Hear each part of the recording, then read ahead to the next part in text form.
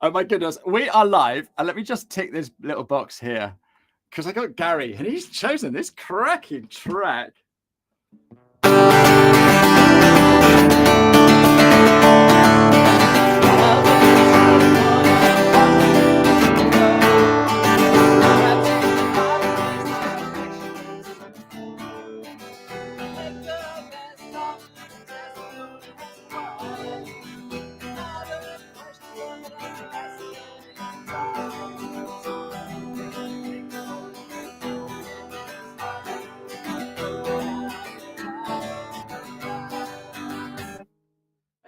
What a great song. What a great song. I haven't played that in ages, so thank you for choosing that, Gary.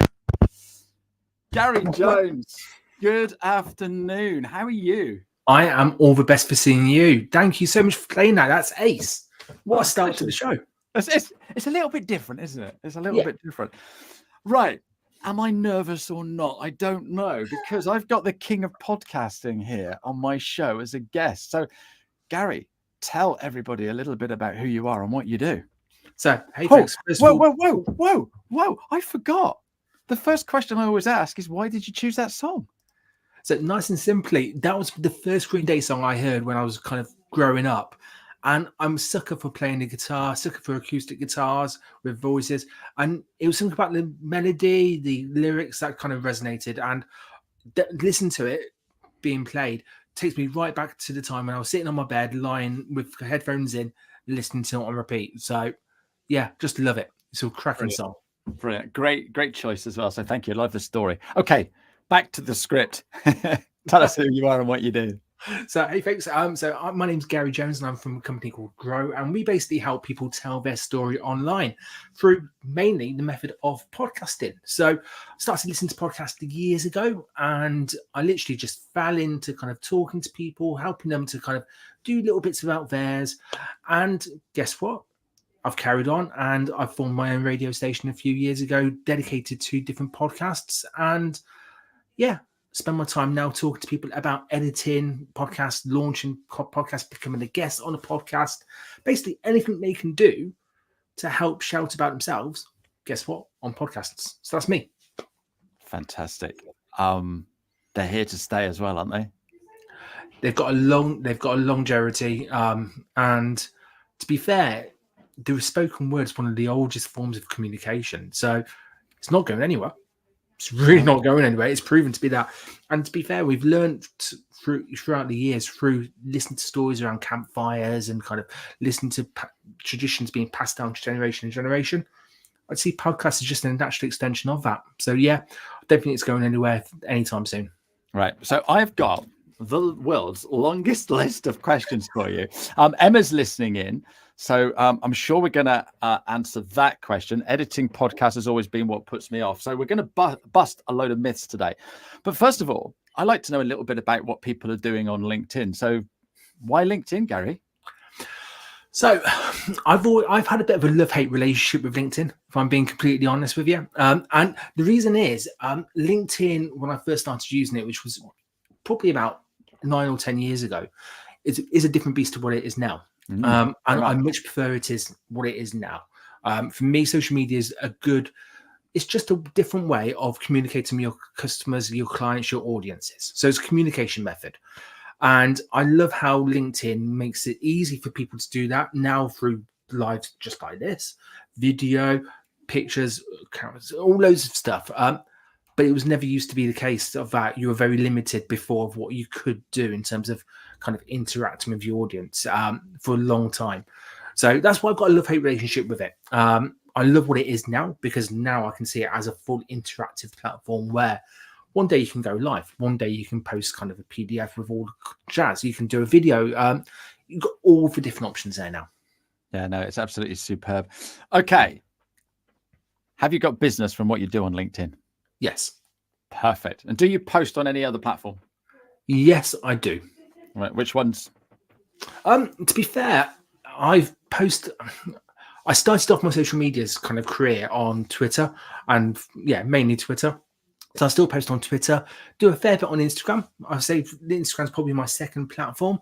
followed by Facebook. But the algorithm on Facebook has just pretty much sucked the life out of kind of pages, in my opinion, anyway, and the reaching pages. So for me, Instagram's the other platform. But yeah, LinkedIn, I think it's still got the edge.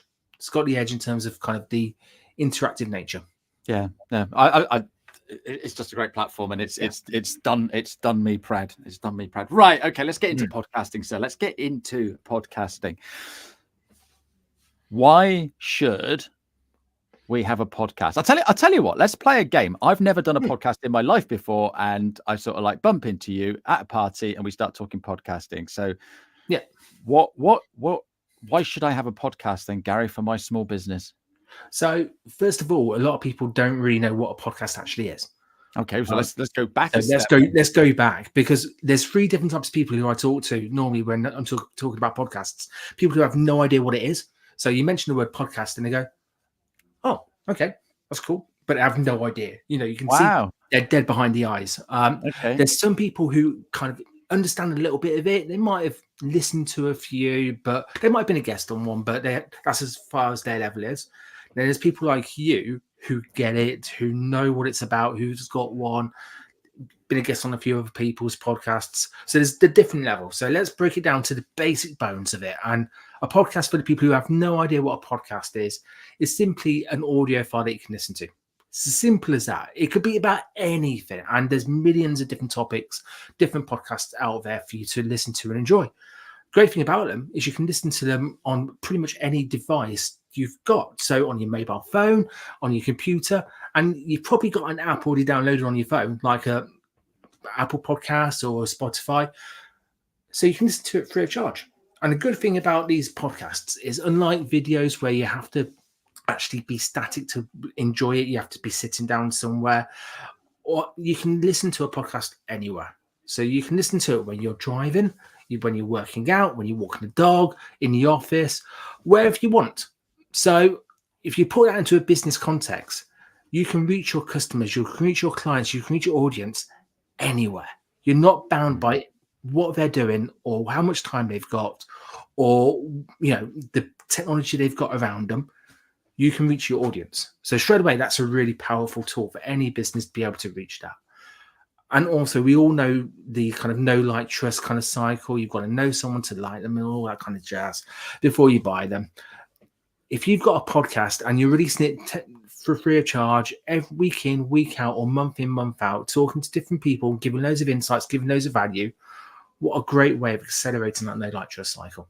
No, so that's just 2 examples. Reaching your customers anywhere, building that know, like, trust cycle. But honestly, there's loads of benefits for a small business to have a podcast.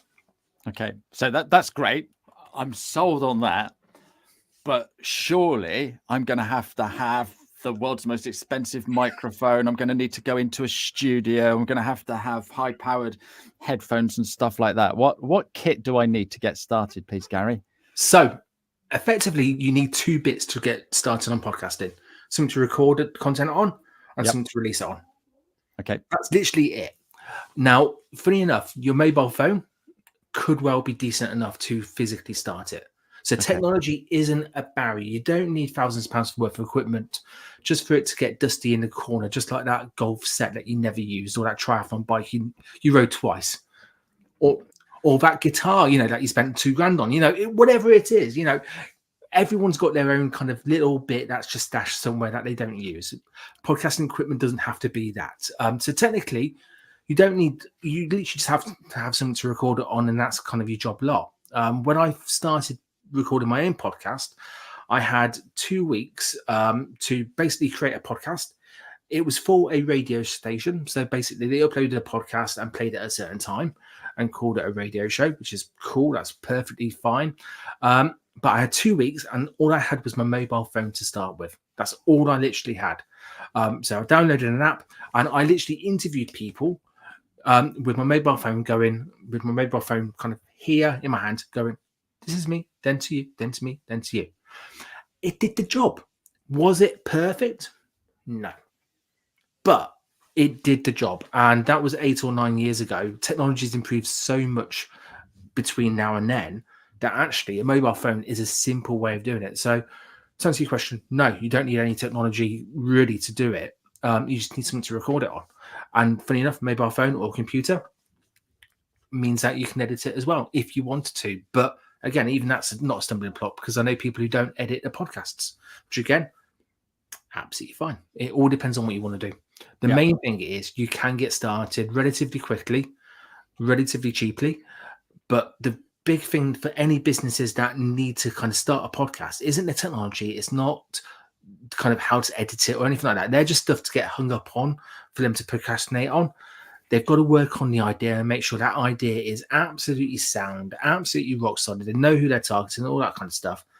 That's going to be the biggest thing that's going to stop people from doing it. Okay, so that's great. So I've got a mobile phone, and so my mobile phone today is an awful lot newer than yours was 9 years ago, or what it is. So the technology has come on, so that's fine. I can find an app, so that's good. So let's just say I have a LinkedIn business, and I want to start a podcast. Do you know what? You don't need to reinvent the wheel. You can do pretty much what you're doing. You can invite people who you want to have a chat with. And to be fair, everybody starts with talking to their mates, talking to the people in their kind of close circle, because that's who feels comfortable with you. You feel comfortable with them. And they're not afraid to help you out. So you kind of, if you're going to start it from there and you've got a business on LinkedIn, and it could be an accountancy practice, it could be a HR company, it could be a coach, whatever it is. You kind of go to maybe 2 or 3 different people and say, look, I've got this idea for a podcast. We want to talk about this. I want to showcase you as a guest. And our audience is this, and this is what they want to we want them to share. We want them to get this content. I love you to share this with them. Choose a time and date. You can jump on Zoom, jump on StreamYard, jump on Riverside, wherever you want to jump onto. So geographical boundaries is nothing now in terms of kind of podcasting. That was another barrier that kind of got busted during lockdown and all that kind of stuff. But then you jump on and you record it. And it can be as simple as that. If you go live like this, then you've got a double bite of the kind of the engagement cherry, because technically you've got people joining us live today and talking and hearing us from there on YouTube, LinkedIn, and kind of other places. Then you release it. So people who can't watch it live can do that. That's pretty much how you start. It's not that complicated. All it is another process to fit into your business, but it's got to fit into the business, and it can't be just an extra. Because if it's an extra when times are tough or times are hard or you haven't got energy, those extras get cut. So it's got to be properly into your business. Okay, great, got that. So would it be better to do a live show like we're doing and then turn it into a podcast, or would it be better to just go for a podcast? Good question. It depends on you and your guests. And what I mean by that is the thought of going live for some people fills them with absolute dread, because what if I say the wrong, things like what if I say the wrong thing, or actually podcast should be audio, why am I doing video? It makes no sense. There's loads of other kind of objections for going live, but for those people who don't want to go live, that's fine. Recording a podcast, just doing it audio, or going on doing it in video, perfectly good, and that's cool. And that's up to them. But for people who want to go live, personally, I love that, because you're giving your audience a chance to interact live during the actual things. So actually, we might get a question that could completely throw me. I don't think it will, but you don't know what you're going to get in terms of doing that. It means from you're interacting with your audience, you're giving value, and you're saying to them, hey, come on in, come and listen to this, be part of it, which is great. So I love live, but it's not for everyone. And if it's not for you, if it's not for the person who's watching, that's okay. Just record. Well, I say it's not even just record audio, record video.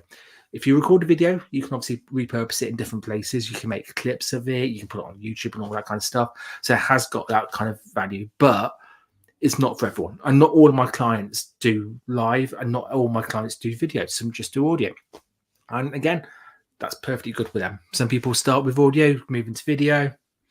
Again, It's down to you, down to your personal preference. Brilliant. I love that because, and that's the thing, isn't it? It's not a case of you have to do this. There's so much flexibility. So if I'm watching this right now and I'm sort of like thinking, well, I don't know what this StreamYard is or Riverside or anything else, but I use Zoom. Would Zoom work for me? Yeah, of course it will. Of course it will. All of them just provide you a platform where you can interact with your guests, interact with someone. Each of them have got different kind of features, such as audio, kind of, you can, audio background suppression, in terms of editing tools, and all that kind of stuff. But effectively, all they're doing is allowing you to talk to someone from an outside place. Again, it's about finding the right one that works for you. I'm a big fan of using StreamYard, which we're on now. I love how easy it is to customize and brand it and kind of put stuff in and put kind of little letters going down the bottom and all that kind of jazz. I like that. But everyone's got their own personal kind of preference. But Zoom, if you feel comfortable on it, that for me would be the main thing, is using the platform that you feel comfortable on. So if you're happy using Zoom, or dare I say it, Teams, do it. Yeah. Do it. It's better to get started than to kind of think to yourself, oh, I need to download StreamYard, but I don't know how to use it. You might as well just get started on Zoom and then go from there. Fantastic. This is brilliant. I'm going to start a podcast. You wouldn't know one. It's all good.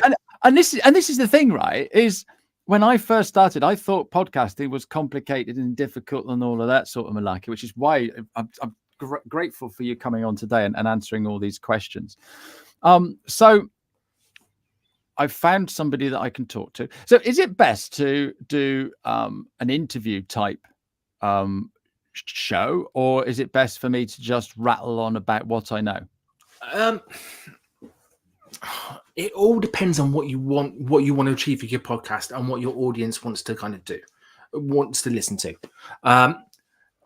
With you talking just to camera, there's a shelf life of about 15-20 minutes where even if you're the most engaging speaker, people could get bored of just one voice. And people will start to kind of drift in and out. So having two voices straight away is great, or two or more voices, because you get that different change in voices, you get different questions, you get that interaction. If you look at the top 10 podcasts on Apple Podcasts or Spotify, 9 times out of 10, they're all interview based, because inherently people are nosy. People want to feel like they're sitting in front of two people who are just having a chat and just listen to it. People, and when I say people are nosy, I'm nosy. I'm happy to say that. But it's a case of you like to listen into different people's conversations, and this is what this is why interaction and interview style works really well. There are a number of different kind of formats to podcast. I've got 5 different ones that I talk about, but interview based is truly the number one in terms of interaction. Now, that's not to say if you've got a podcast, you just have to do interview ones all the time. You can mix it up with a few solo shows if you want to. And that's quite cool to kind of get your side or get your point or get your tips or whatever it is across.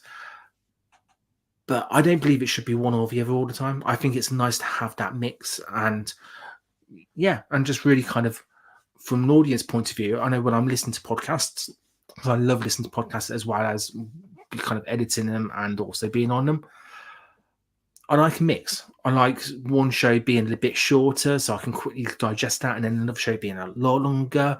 And that's where having solo shows and interviews can make give you a nice mix in terms of as a listener. Brilliant. Okay, so is there an optimum time for a podcast? There's been loads of research, loads of people spending lots of money trying to develop this answer. And depending on what school of thought, some people will say no, not at all. Some people will say actually 28 minutes is a figure that some people kind of throw out. For me, you've got to base it on your audience. So if you know your audience has got really short attention spans or has got a school run that they're going to, which is 20 minutes, guess what? You're going to do your content for 20 minutes because that's how long your customer potentially has got to do it out. But you've got other people who have got podcasts for hour, 2 hours, 3 hours, that kind of stuff. I take the approach that people are clever enough to be able to pause a podcast and start it up again when they finish. So if you're into a podcast and you're into that topic or that guest or that kind of interviewer, guess what? You'll listen to it for as long as you kind of want to, and then you'll kind of go back to it. So you might do it in a couple of sittings, but you will listen to that show. So in all honesty, the duration is based, for me anyway, on the audience and also how much time you've got. If you've got enough time just to do a 20-minute podcast, just do a 20-minute podcast. If you've got a couple of hours, do it. But yeah, I'd say your audience and how much time you got spent. There's not an exact science to it. You got to base it on those. Okay. So I've got my guest, I've got my kit, I've got my Zoom. I'm happy with all of that. I've got some questions that I've written out ready for the guest. Yep. I've recorded it all. What do I do now, Gary? So I've got an MP3 file. What do I do with that? So you've got an MP3 file, which is probably just you talking to someone about it. There's two ways to do it after this. You can either edit it and kind of take out the ums and yahs and put music at the start of it, or do a little intro like you do on yours. You can do that. You can put sponsors in, and you can put kind of different bits to kind of almost kind of flounce it up and fit it out and make it sound more professional. You could do that, and there's nothing wrong with that whatsoever. And hell, I built a business around that, so I can't knock it. But you could actually just put that MP3 file and put it onto a podcast host. Job of that podcast host is to then send it out to all of these different places like Apple Podcasts, Spotify, Google Podcasts, which isn't actually a thing anymore, Amazon Music, all that kind of stuff. All you have to do is upload the one file and they'll do it all. And these are places like Spotify for Business, Anchor, Podbean, Buzzsprout. There's loads out there. But effectively, the job after you've actually recorded it is to edit it and put different stuff on it and then release it. And everyone's got their own kind of different views on editing, if they want to do it, if they don't want to do it. For me, if you're going to edit it, it shouldn't sound edited. It should just sound like a natural conversation. So I keep editing to an absolute minimum if we can, because ultimately you want it to sound still like a conversation between a couple of people. And when it comes to releasing it raw and unfiltered and all that kind of stuff, do you know what? That's all good. And I'd say the longer the podcast, the easier it is to do that kind of format, because editing takes time. It doesn't matter whichever way you want to listen to it and which way you want to play it, editing does take time. And no one set up a business or set up a podcast to do the editing. No one did that. They're there to enjoy the content that they're recording. No, fantastic. So Emma's come up with a great question. So Pavel asked the same question I asked, so optimal duration. And Emma's asked, do you have to have it listed on all the platforms? Okay. So when you say all the platforms, there's probably about 200 podcast platforms that people listen to it. That'll be no then. Probably not. Because what you probably find is that there's kind of the big 5 or big 6 kind of platforms that I do. The big 2, however, is Apple Podcasts and Spotify. They're the 2 big ones. Amazon Music are kind of growing up. Google Podcasts was up there.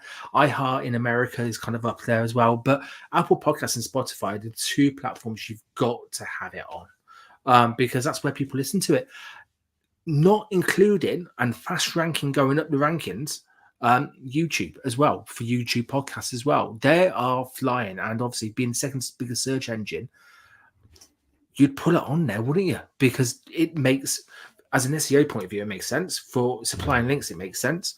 Hell, if you're going live like this, you go live on there as well. Happy days. And it's now got a podcast button. Why wouldn't you? So I would make sure, if I was launching a podcast today, put it onto Apple Podcasts, Spotify, and YouTube. Amazon Music, and then the rest of them, just get the podcast host just to kind of flit it down. And you can do all that from Buzzsprout, Spotify for podcasters. Yeah, you can. I say it like that because Apple Podcasts, you actually have to have an Apple ID and go through that process. Okay.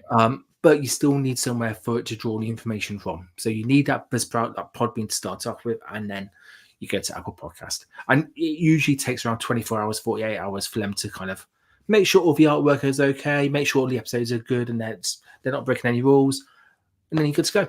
But the beauty is, once you set it up, set those links up, it's That's done, totally. isn't it? Yeah, Yeah. absolutely. And you do get into a habit because so this show goes out live, and then what I do as soon as I've finished, so at the moment I've got some soundproof boards in my shed and it's all set up. I've got my headphones plugged in, I've got my mic plugged in. I go and have my lunch, and then when I finish my lunch, I come in, I do a little intro because it's fresh in my mind. So today I was spoken to Garen, we talked about podcasting, so that goes on the intro. I cut out my song, and then I cut out the song at the end and put in a little bit of a thank you. That's my podcast. I upload it. It really doesn't take me long because I'm used to doing it. So that's great.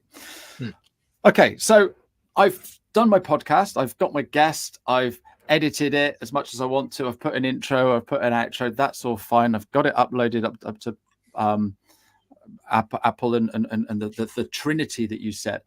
Mm-hmm.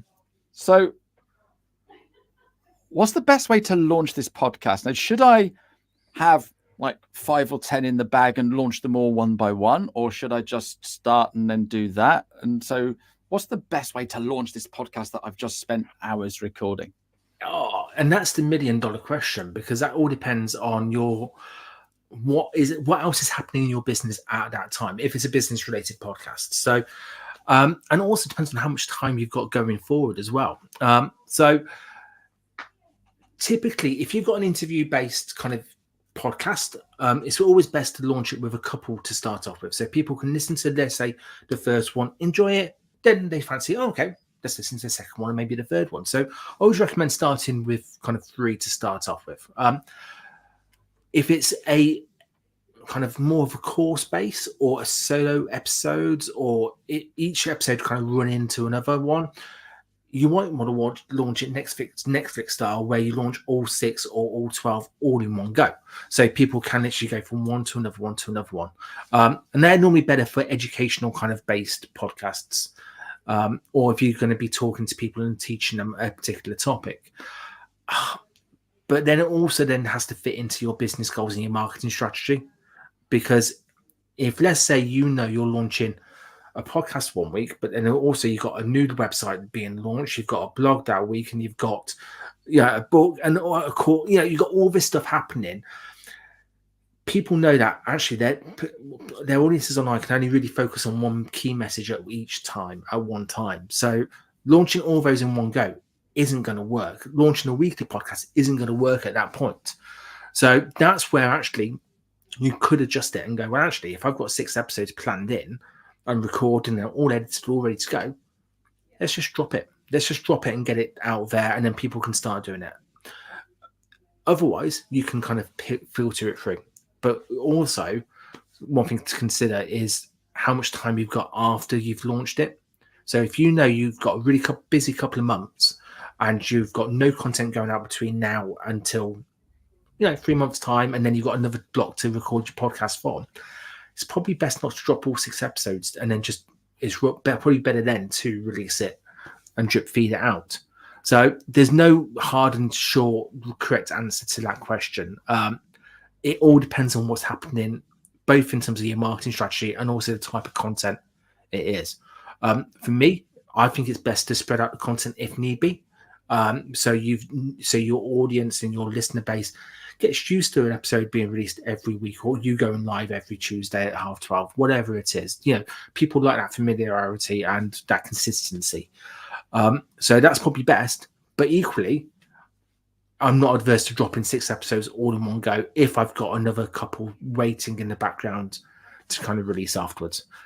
A very fluffy answer, but that's a big question. No, and that's the thing. It's finding it and working it out right. That is the quickest interview I've ever done. We've run out of time already. What questions haven't I asked, Gary? Good question. We've touched. To be fair, we've covered a lot of topics. Very skimmed. We skimmed a lot of topics. I alluded to it at the start, but what makes a good podcast in terms of what content makes a good podcast? We haven't spoken about becoming a guest on a podcast and the benefits of that, because there's loads of other stuff to do it. But the main things I talk about is the launch process and kind of the making it as simple as possible. So breaking down the processes into its bare bones, which I think we've covered well. Okay. Are you going to come back on and we'll do those? Oh, damn straight. If you'll have me back, I'll be back in a heartbeat. No, absolutely. This has been absolutely superb.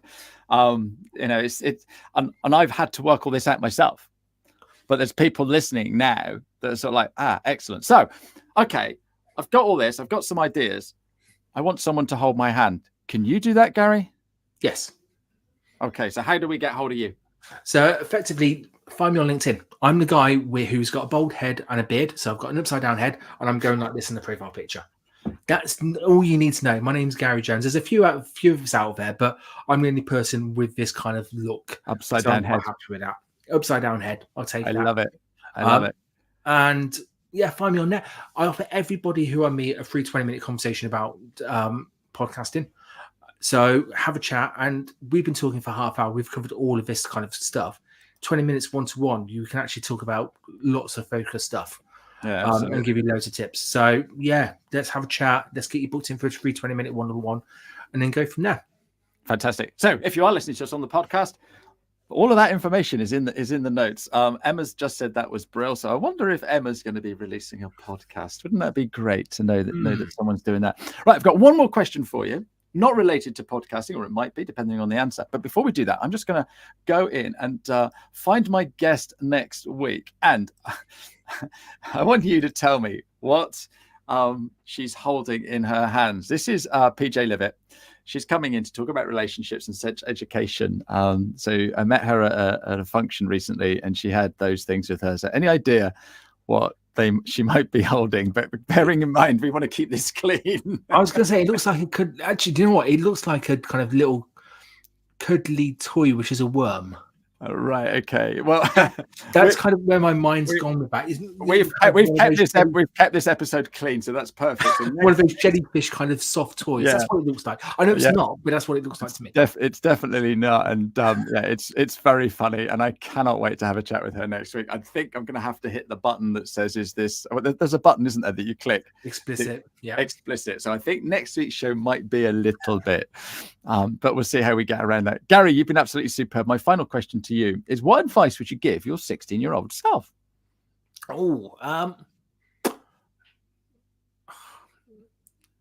It's a good question. Do you know what? It was probably actually to trust my instincts and to be more confident. That's probably kind of, because at 16 I was really shy. Yeah. Didn't say boo to a goose. And I did a lot of growth between 16 and 20. So to actually just say to them, it's going to be all right, trust your instincts and just go for it. Not be afraid of what people think. Biggest advice. Brilliant. Gary, thank you. You've been an absolute star. Thank you to everybody for all your questions. And let's see if we get some more podcasts out of this one. Thanks ever so much, Gary. Cheerio. Cheers. You get out what you put in. Never gonna